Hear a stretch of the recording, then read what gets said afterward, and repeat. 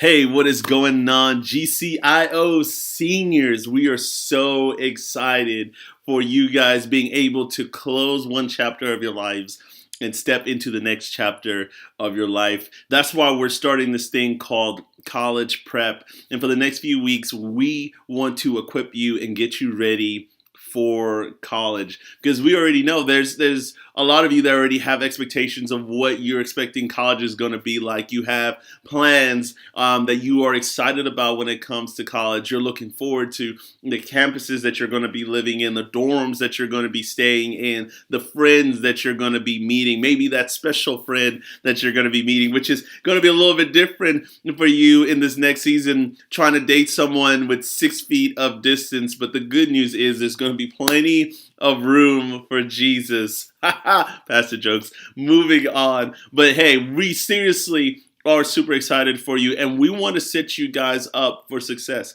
We want to make sure that the next few years are some of the best years of your life, because there is so much potential that is ahead of you these next few years of your life, and there's so much potential that's ahead of you for the rest of your life. College is not supposed to be the best years of your life, but it could step you into some of the best years of your life. We want college to be the stepping stone and the foundation of the rest of your life. So for you to take advantage of college and to really get the most out of it, we want to make sure that we equip you for that, because you could easily have an amazing college experience, or you could have a really challenging college experience. You can look back in college and be filled with joy and so much pride, or you can look back at college and be filled with sadness and a lot of regret. And we want you to avoid the latter. We want you to avoid having a horrible college experience. We actually want you to have the best college experience possible, because your college years are filled with potential. There's so much potential, and three of the biggest potentials that you may have during your college years is, the first potential is there's great potential for compromise. For the first time, you're going to be able to hear new things, experience new things, see new things, hear new thoughts, be around new people from different backgrounds and different cultures.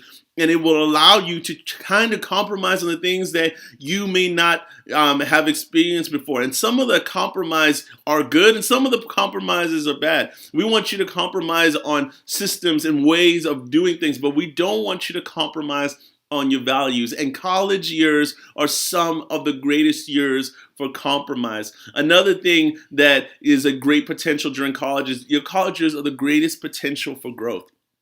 In your college years, you're going to be able to grow the fastest way. Literally, for the next 4 years, the most important thing is not paying bills or showing up on curfew or doing stuff at school, whatever it may be. The most important thing for these next few years of college is your personal growth, your academic growth, your mental growth, your spiritual growth. These next few years of college are all about growing, and you have the greatest growth potential possible. And the last thing that when it comes to college is the first few years of your life where your personal decisions are crucially important, where now you get to own every decision that you make. You get to own what you do with your time. You get to own your faith in ways that you may have never been able to before. You get to own your own finances. You get to own so much, and the decisions that you make in college are important decisions. The decisions that you make in college matter. Every decision from here on out matters.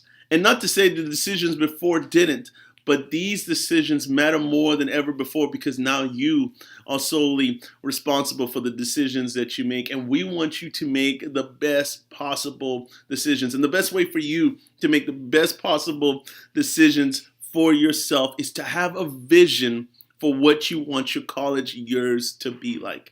Here are 3 things that vision does for you when you have a vision for yourself. See, vision gives you something to aim for in college.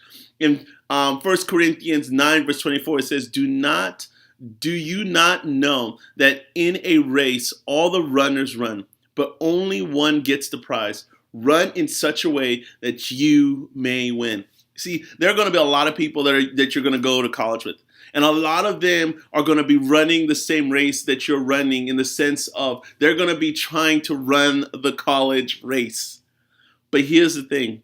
Some of your peers and some of the people that you're going to run into are going to be running in circles. And to avoid running in circles, to avoid running into the same mistake, the same habits, the same setbacks, doing the same old thing over and over again, and actually running towards a goal and finishing your race and doing it well, you need to have a vision for the finish line. The second thing is vision protects you from wandering around and wasting time in college. Proverbs 29 verse 18 tells us, where there is no vision, the people perish. The biggest waste of time, the biggest way that you can waste your time is not having a focus on why you're in college, of not having a focus of what is a win for you in college. It's more than just getting a degree. For some of you, you want to experience other countries and experience other cultures while you're in college. And I would say have a vision and a goal and steps towards doing that. Maybe once you're in college, starting to apply to trips outside of the country. Maybe for some of you, you have a vision of what you want to accomplish in extracurricular activities. Maybe you want to join a fraternity or sorority. You want to join a sports team. There's so many things that you want to accomplish while you're in college. Having a vision and goals and taking steps towards them will allow you not to waste your time, but to actually maximize your time. The third thing that vision does for us is vision helps us to recognize opportunity and to make the most of it. In college, you're going to spend 4 years and you're going to have so many opportunities at the tips of your fingers. For you to fully embrace the moment, you need to be able to have a vision for what you want to do. Paul talks about it in Ephesians 5, verse 15 to 16. He says, be very careful then how you live, not as unwise, but as wise. And this is how we live as wise people, by making the most of every opportunity. Why? Because the days are evil. Having a vision allows you to maximize opportunity. Because here's the opposite of not having a vision. See, this is what happens when you don't have a focus in your colleges. One of the things that happens is mindless passivity. You end up just wasting time. You show up to classes and show up to college itself unprepared. And you'll end up drifting through your college years, mindlessly just passing those important and crucial years by.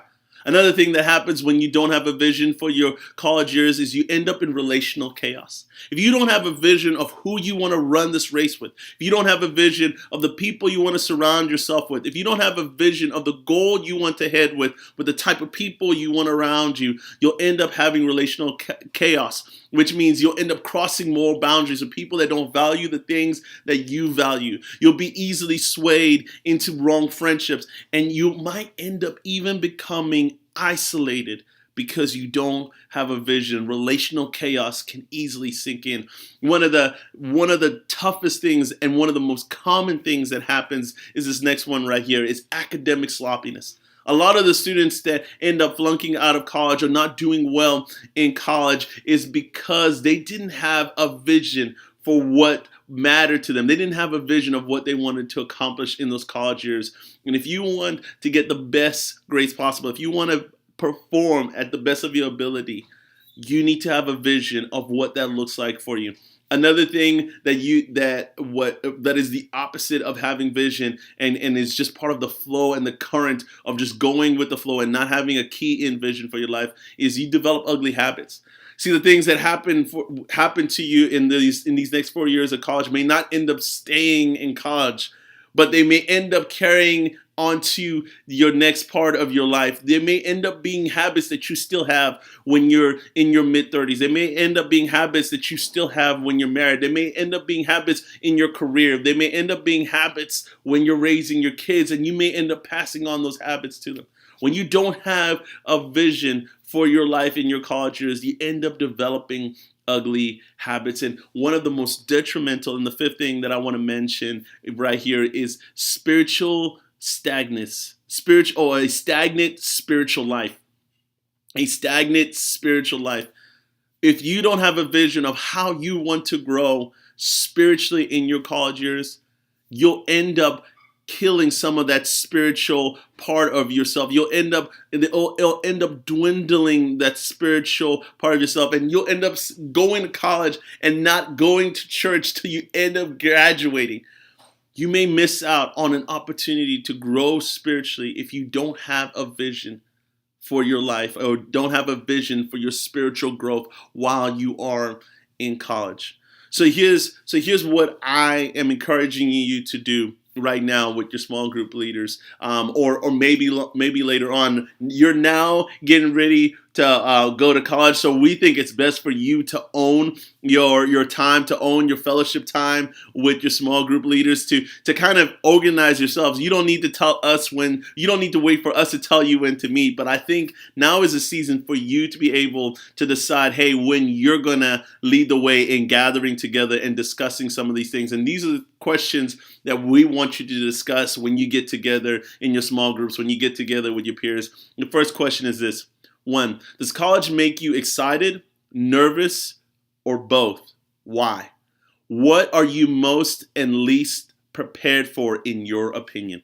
That's the first question I would love for you to discuss with your small group. The second one is talk about the currents that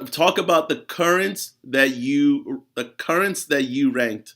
Which ones are most dangerous and why? When we talk about the currents, there's the currents of mindless passivity, relational chaos, academic sloppiness, ugly habits, stagnant spiritual life. Which one of those currents, which one of those things are ranked the highest for you, and which one of those are the most dangerous for you, and why?